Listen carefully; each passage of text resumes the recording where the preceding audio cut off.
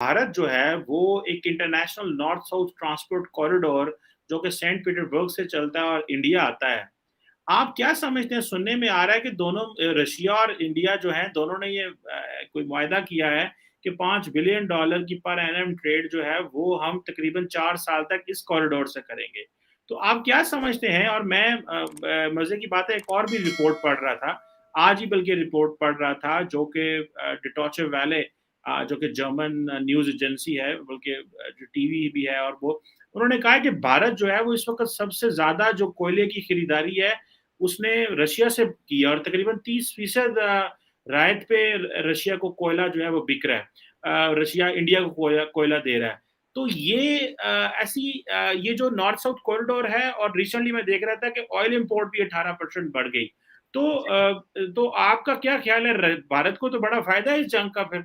ये जंग तो लगी रहे, भारत के तो पंजाबी कहते हैं वारे नहीं आ रहे, तो हम तो तेल भी आ रहा है, कोयला भी आ रहा है सस्ता, आप भी डॉलर कमा रहे हैं, रशिया भी डॉलर कमा रहा है। चीमा साहब, ये जो NSSIT है, ये आज की बात नहीं है। ये करीब 4-5 साल पहले इसको कॉन्सेप्शलाइज किया गया, इस पे काम किया गया। ये कोई आज बात नहीं हुई। ये नहीं कि रशियन यूक्रेन लड़ाई हुई तो हमने भाई वहां से शुरू कर दिया। अभी जो वहां से पहला कंसाइनमेंट आया चीमा साहब, वो प्लाईबोर्ड का आया है। 2 कंटेनर आए हैं। अब आइडिया क्या था? देखिए, आइडिया मैं आपको बताता हूँ। इसका सेंट्रल आइडिया के बड़ा इंटरेस्टिंग कॉन्सेप्ट था ये। यहाँ पहले तो बताओ, यहाँ कॉर्ड है हमारे, ठीक है जी। यहाँ हमने I2U2 खड़ा कर दिया, आपने उस पर, और यहां हमने खड़ा कर दिया INSST। इसे त्रिशूल फॉर्मेशन कहते हैं। 1 1 एंड 1। सो ये मैं आपको बताऊं, ये मेरी टर्मिनोलॉजी है, मतलब गवर्नमेंट की नहीं, मेरी है। तो this is a Trishul formation. Now let's come to the INSST। ये हमने 4-5 साल पहले कॉन्सेप्ट किया गया। देखिए, हमारा रशिया के साथ जो एक्सपोर्ट जाता है, करीब जाता $3 बिलियन का, इंपोर्ट आता था $7 बिलियन का, 10 बिलियन का ट्रेड था, ठीक है। रशिया के फेवर में था बाय अराउंड $4 बिलियन, ठीक है। अभी चीमा साहब क्या हुआ, रशिया से दिक्कत का है। रशिया से जो माल आता है वो आता है या तो कैस्पियन सी से या ब्लैक सी से, और बीच में आते हैं खलीफा अर्दोगन।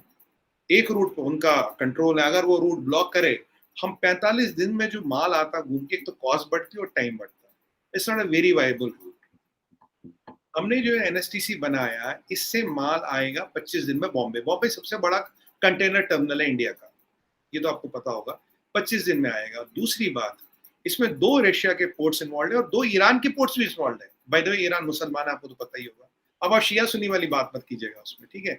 और बीच में रेल भी है, बीच में रोड भी है। तो मल्टी मॉडल ट्रांसपोर्ट कॉरिडोर है, which involves train, shipping, rail and road, तीनों ऑप्शन है।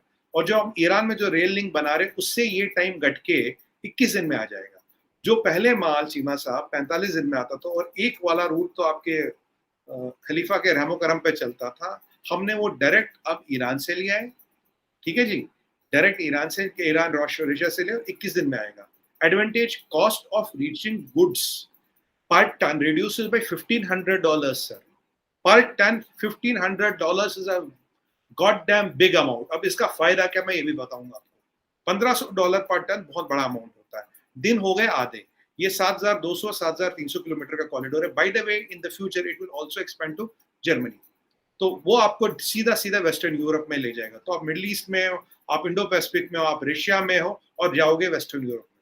तो ये तो इसका geopolitical what you call that, रेखा चित्र, what you call map is what is how it looks like. अब दूसरी बात आते हैं, अब इसके से क्या होगा। अभी जो रशिया यूक्रेन की लड़ाई है, अभी सबकी दौड़ लगी। चीनी भाग रहे हैं कि भाई हमें वहां कुछ मिल जाए। हम उनसे आगे हैं, हमारा कॉरिडोर रेडी है। जहां चाइना, आपका दोस्त, OBR और सीपेक की बातें कर रहा है, यहाँ तो माल आना शुरू भी हो गया। जब तक सीपेक नहीं बनेगा, OBR ऑपरेशनल नहीं होगा, ये आप भी जानते हैं। तो जहां वो बातें बातें कर रहे हैं, बहुत $1 बिलियन वाले उड़ा चुके, हमारा कॉरिडोर ऑन है। जब I2U2 में इंडिया को लिया गया था, कुछ लोग का मानना था कि अगर इंडिया को एंटी ईरान लिया गया था, तब मैंने बोला था नहीं, इंडिया एंटी ईरान हो ही नहीं सकता, हमारे ईरान से अच्छे रिलेशन है। ईरान के फॉरेन मिनिस्टर अभी यहाँ आते, उन्होंने नुपुर शर्मा वाला विषय नहीं छेड़ा। अब आपको आंसर मिल गया होगा क्यों छेड़ा। आपने लास्ट टाइम मुझे बोला था ये अकॉर्ड बना के आप क्या करोगे, मैंने बोला चीमा साहब और भी अकॉर्ड बनेंगे, कुछ इंतजार कीजिए। National north south transport corridor, अब ये जो है ये बेसिकली एक मल्टी मॉडल ट्रांसपोर्टेशन कॉरिडोर है, international north south transport corridor. और ये तकरीबन समझ लें कि 2000 में, सन 2000 में ये बना था, लेकिन इसको ये ऑपरेशनल नहीं रहा, इसको दोबारा ऑपरेशनलाइज किया जा रहा है। और बेसिक एम जो है इसका वो है कि ताकि ट्रांसपोर्टेशन जो है वो प्रमोट की जाए, और जो इसके जो मेंबर स्टेट्स हैं उनके दरमियान जो है वो कनेक्शन हो। अच्छा, ये मजे की बात है कि ये इंडियन ओशन को कनेक्ट करता है, पर्शियन गल्फ को कनेक्ट करता है, कैस्पियन सी को कनेक्ट करता है, और ये जाता है, शुरू होता है सेंट पीटर्सबर्ग, ठीक है, रशिया से, और फिर ये नीचे इंडिया तक जो है वो आता है। इसमें बहुत सारे ममालिक हैं, इसमें Armenia, Azerbaijan, Belarus, India, Iran हमारे लिए जो इम्पोर्टेंट समझने के लिए, जिसमें टर्की भी बीच में आ जाता है, कुछ अरब ममालिक ओमान को भी बीच में ले आते हैं, सीरिया भी है, रशिया है, ये सारे ममालिक इसमें हैं। अब मजे की बात ये है कि ये जो इंटरनेशनल एक ये ट्रांसपोर्टेशन जो कॉरिडोर है, जाहिर बात है ये जिसे आप कह लें कि इसने एक अपनी पहली जो ट्रांजिट है रशियन गुड्स की इंडिया तक कंप्लीट की है। That is the news.